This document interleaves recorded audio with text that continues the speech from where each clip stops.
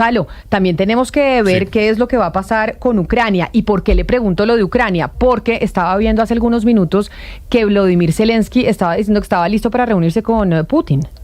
Sí, lo dijo la semana pasada y lo vuelve a decir hace cuestión de minutos. El presidente Donald Trump incluso anunció la semana pasada que estaría dispuesto a recibir a Zelensky esta semana en Washington. Pero ayer, Camila, cuando él firmaba la orden ejecutiva para cambiar el nombre del Golfo de México al Golfo de América en el avión presidencial, en el Air Force One, que iba directamente a New Orleans, un periodista le preguntó sobre ¿qué fue lo que se habló en esa llamada telefónica que tuvieron Putin y el señor Donald Trump el día sábado? Y esto fue lo que dijo el presidente Donald Trump. Sir, can you tell us about your conversation with Vladimir Putin? I don't want to do that now. No, we're trying to end that war. It's a war that would have never happened if I were president. Would have never happened. Ahí la periodista le pregunta, ¿usted será posible que nos diga qué fue lo que habló con el señor con el señor Vladimir Putin? Y él dice, no lo voy a hacer, no voy a hablar en este momento de lo que conversé con Vladimir Putin. Lo cierto del caso es que si yo hubiese estado de presidente, esta guerra ni siquiera hubiese comenzado. Así que estamos a puertas de cumplir 3 años de la invasión rusa a Ucrania, y la pregunta que muchos se hacen es, ¿la llegada de Trump significa que estaremos más cerca a un cese al fuego? Hay quienes dicen que sí, que ese cese al fuego está llegando. Para entender un poco cuál va a ser el futuro de Ucrania, tenemos en línea a José Antonio Zorrilla. Él fue embajador de España en Rusia, en Ucrania, en Georgia, países que de alguna u otra manera conoce muy bien. Ex embajador, gracias por acompañarnos hasta ahora en Blue Radio. Son ustedes muy amables, pero antes de nada una pequeña aclaración. Yo solo fui embajador en Georgia. En Moscú fui cónsul general, que es un consulado muy importante, porque daba algo así como 280.000 visados al año. Pero no fui embajador. Embajador fui en Georgia, dígame. Perfecto, ex embajador y ex cónsul. Le hago la consulta. ¿Usted ve en un corto plazo este cese al fuego entre Ucrania y Rusia con Donald Trump en la presidencia ya y comandando, digamos, esta mesa tripartita? Cuando habla Trump, lo veo. Cuando habla Putin o habla el ministro de Asuntos Exteriores, pues no tanto. Son criterios distintos. ¿Por qué cree que cuando habla Putin no le cree y cuando habla Donald Trump sí? Y se lo pregunto porque si bien es cierto que Donald Trump ha amenazado a Rusia de, digamos, sanciones si no se llega a un acuerdo, hay una cercanía entre ambos mandatarios. Bueno, eso es evidente que existe, pero yo no he dicho que no les crea.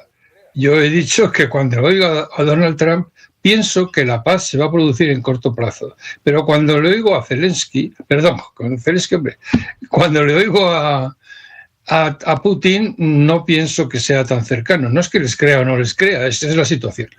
Entró en la guerra Putin con la idea de que no deben de entrar esta gente en la OTAN y que quiere desnazificarlos, es decir, ni más ni menos que un cambio de régimen. Sin embargo, lo que no le interesaba en absoluto, esto lo dijo y lo repitió y tal, de hecho se llegó a la paz, se firmó el acuerdo de Estambul, territorios no le interesaban, eso está claro. Entonces, esta es la situación. Entonces, quieren todos ahora que Rusia se avenga a un tratado que les permita salir de esta cosa más o menos airosos. Y es la amenaza de las sanciones es de broma, porque cuanto más le sanciones a Rusia, más rica va a ser. Es decir, era la 5ª potencia mundial, según el Banco Mundial ahora ha pasado a ser la 4ª. En fin, no. Por otra parte, todas las medidas que han tomado contra ellos ya no se pueden tomar más. Pero entonces, señor Zorrilla, con lo que yo le estoy escuchando, ¿usted no es tan optimista que de verdad podamos tener una salida al conflicto en los próximos días en medio de una conversación que se pueda dar entre Zelensky, Trump y Putin? Eso no podemos ser tan optimistas porque ahí la guerra va a seguir y todos van a seguir usufructuando de la guerra. No le quepa la menor duda. No, pero entonces... No, todos no van a seguir usufructuando. Vamos a ver. Vamos a empezar por el principio. Todo no empieza con la invasión. Todo empieza con el golpe de Estado del 2014 que dan la CIA y unos cuantos oligarcas ucranianos. Uh-huh. El pueblo no tiene nada que decir. El 24%, solo el 24% de los ucranianos quiere entrar en la OTAN.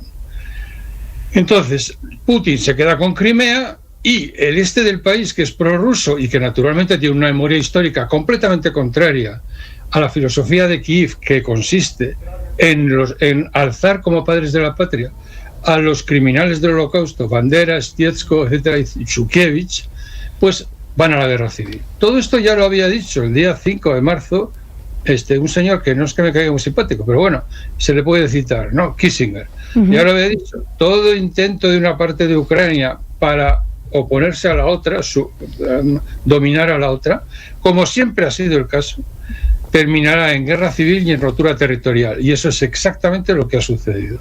Es una cuestión de principio muy importante en metodología. No empiecen en la invasión, empiecen por donde empiezan las cosas, en un golpe de Estado que no debía de haberse producido. Yanukovych, que era el jefe del Estado, su idea estratégica era que tanto el este prorruso como el oeste más o menos católico y polaco pudieran vivir juntos. Y ese es el proyecto que rompe el golpe de Estado pagado por Soros y la CIA.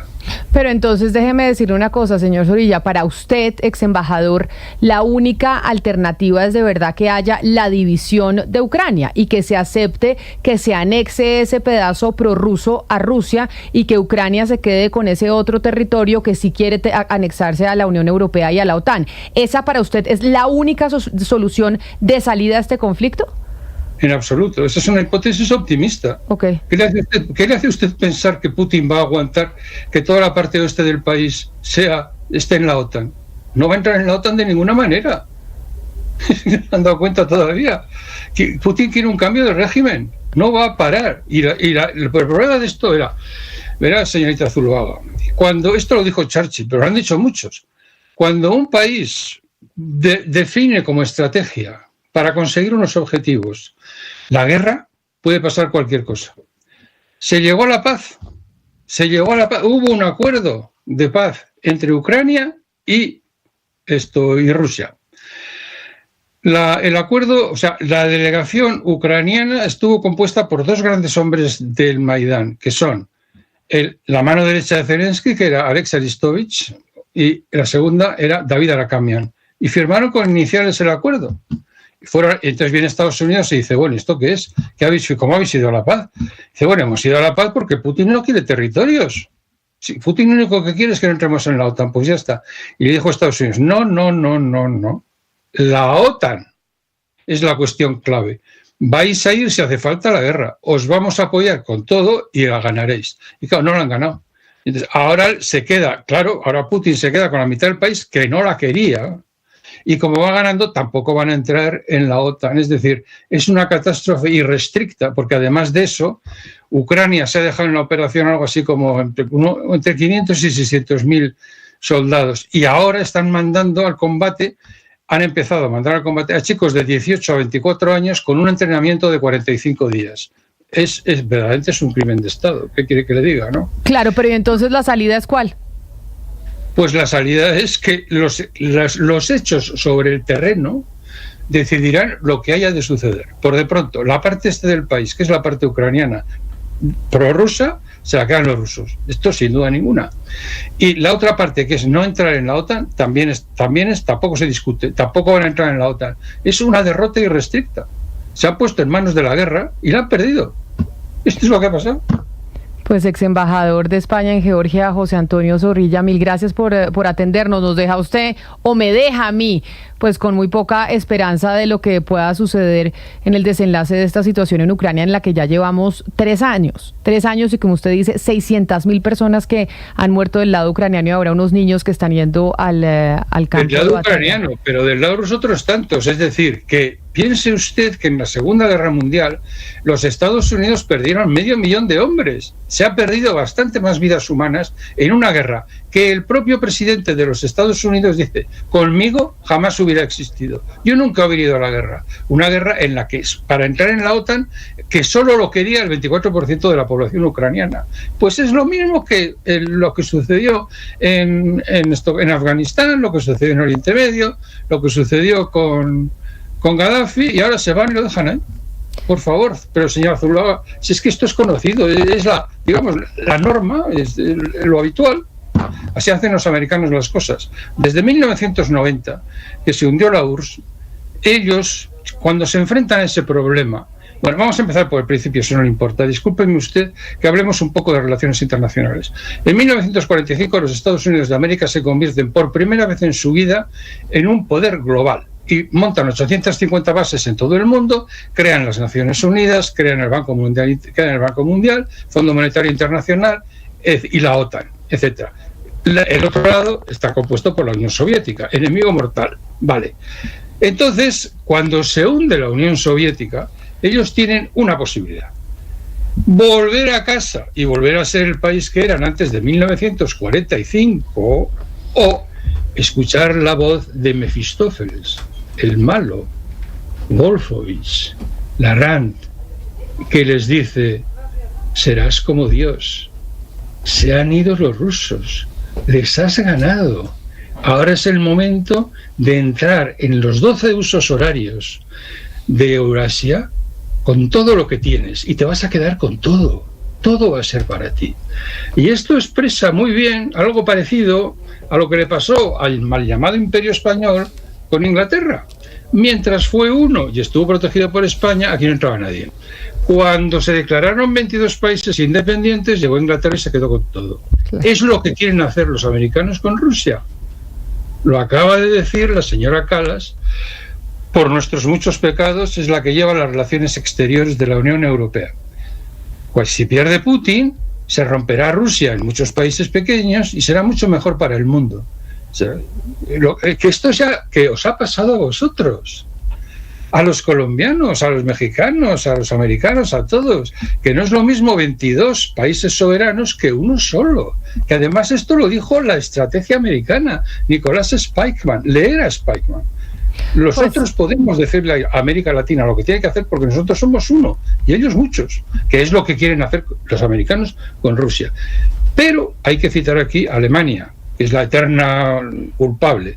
Alemania en ese momento dramático en el que se hunde la URSS, viene con un mapa y le dice a Alemania y le dice a Estados Unidos: esto es lo que tienes que hacer en Eurasia, una seguridad que vaya desde Francia hasta Kirguistán. Evidentemente Rusia no se puede invadir a sí misma, esto es lo que hace falta. Y Estados Unidos dice: no, nunca, jamás. Tiene que ser con la OTAN, porque esta seguridad que vosotros nos ofrecéis es una seguridad desdentada. La palabra inglesa exacta es embajador.